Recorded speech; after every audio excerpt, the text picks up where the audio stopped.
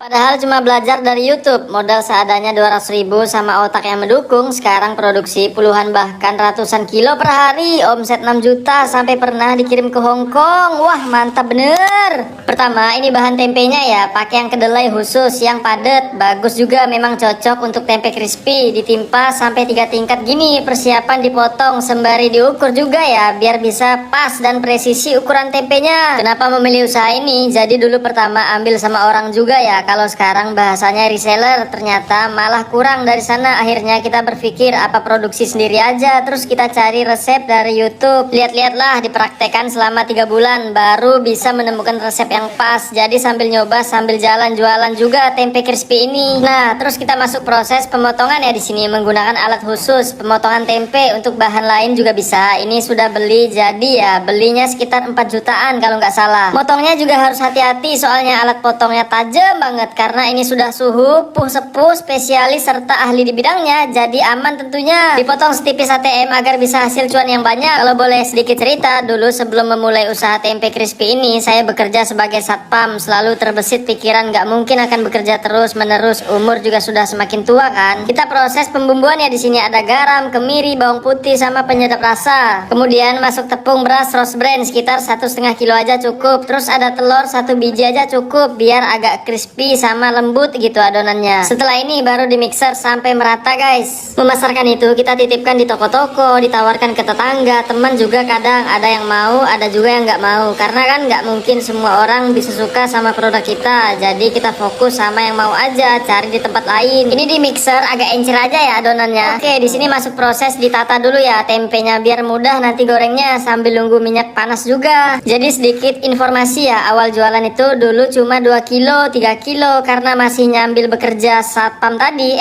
Ternyata banyaknya suka, naik terus 10 kilo, 20 kilo, sempat rekor terbanyak di momen lebaran tembus 100 kilo. Sampai omset bisa tembus 6 jutaan. Wah, banyak banget. Nah, sudah panas minyaknya, kita proses penggorengan ya. Tinggal dicelup-celup gitu aja, yang penting basah. Sama adonan tepungnya itu juga encer ya, bukan yang tebal gitu. Soalnya kalau nggak encer nanti jadi tebal tempe, malah makan tepung doang gitu. Jadi kita bikin tipis aja biar puas juga dinikmati. Digoreng sekitar 5 menit aja setengah mateng, soalnya nanti akan digoreng 2 kali. Jujur awalnya juga kita nggak nyangka, berpikirnya cuma bisa buat hidup aja. Sekarang malah bisa berkecukupan, senang dan bersyukur pastinya. Di lain sisi sempat juga diremehkan, dibilang alah udah enak-enak kerja satpam kok malah dodolan tempe toh gitu. Saya cuma tersenyum sambil menjawab nggak apa-apa, yang penting tidak nyusahin orang, terus nggak minta makan sama orang, asalkan halal kita udah nikmat menjalaninya. Wah, mulia sekali ya guys. Oke, kita masuk proses penggorengan yang kedua kali ya. Langsung masuk aja dicampur sama yang pertama tadi. Hasilnya tetap sama kok, tujuannya ini biar bisa lebih kriuk, crispy, keres pastinya. Digoreng sekitar 5 menit aja. BTW in the busway, kok bisa banyak yang suka sama tempe crispy ini? Pengiriman keluar kota juga ke penjuru Jakarta, Surabaya, Bali, Kalimantan, Sumatera, Sulawesi, bahkan pernah dikirim ke Hong Kong. Karena di sini kita menggunakan bahan berkualitas ya, mulai dari tempe pilihan, bumbu juga tanpa pengawet. Kita menjaga betul kepercayaan sama pelanggan. Sempat ngobrol sama owner, ini kan saya izin meliput tempe crispy dari awal sampai selesai. Terus kalau ada menyuruh gimana? Boleh dengan senang hati. Saya senang kalau ada yang mau belajar. Lagian bumbu kita pakai juga umum ya, nggak ada yang dirahasiakan. Syukur-syukur ilmunya bisa bermanfaat. Moral story-nya adalah ingatlah bahwa walaupun dari penjual tempe crispy kecil-kecilan hanya bermodal niat dan doa, ya percaya sekecil apapun usaha yang dijalani dengan tekun, Tuhan pasti memahami niat tulus umatnya.